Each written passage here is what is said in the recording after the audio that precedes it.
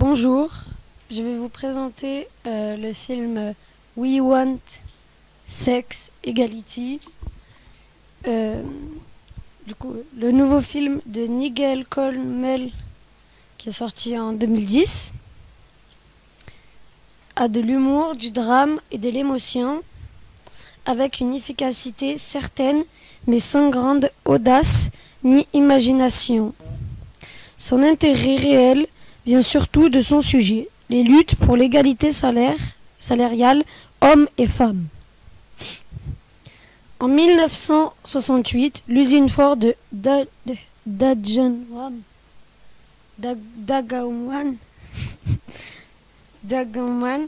en Angleterre est la plus grande d'Europe avec plus de 50 000 ouvriers, dont 183 femmes, employés à assembler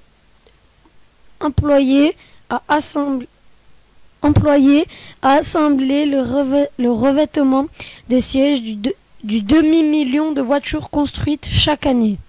Ces ouvrières couturières en ont plus qu'assez, contraintes du travail, contraintes de travailler dans des conditions déplorables. Ils sont dans une usine avec un trou au plafond.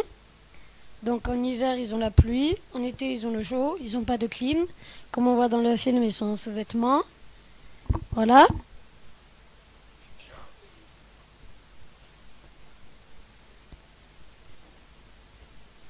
J'étais où, moi? 50 000. Ah! Elles sont, malgré leur savoir-faire, bien moins payées que les moins qualifiés de leurs collègues. Elles entament donc une grève qui va paralyser pendant 3 semaines l'un des principaux constructeurs automobiles mondiaux et aboutira aux premières mesures, encore timides, visant à garantir l'égalité salariale hommes et femmes au Royaume-Uni. Un objectif qui, à l'époque, apparaissait encore plus irréel qu'aujourd'hui. L'anecdote est aussi réelle que méconnue. Pour faire valoir leurs droits, les courageuses femmes de Dagenham ont dû combattre sur tous les fronts contre la puissance multinationale qui les employait, mais aussi contre le syndicat. Voilà. Et contre leurs propres collègues, qui étaient souvent également leurs conjoints. Voilà. Rompus aux conflits sociaux, ceux-ci les ont soutenus dans un premier temps, jusqu'au moment où ils ont vu leurs propres emplois menacés par la paralysie de l'usine, comme c'était un travail à la chaîne. Dès qu'il y avait un morceau de la chaîne qui ne fonctionnait plus, ça s'arrêtait toute production. Donc je vais vous parler des personnages maintenant. Il y a Albert, c'est un syndicat qui représente les ouvrières.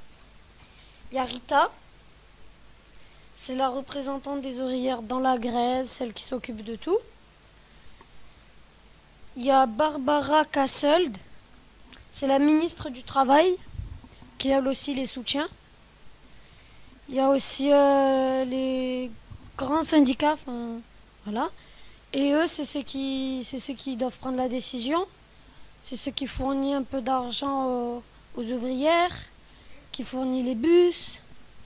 Voilà. Voilà. C'est fini.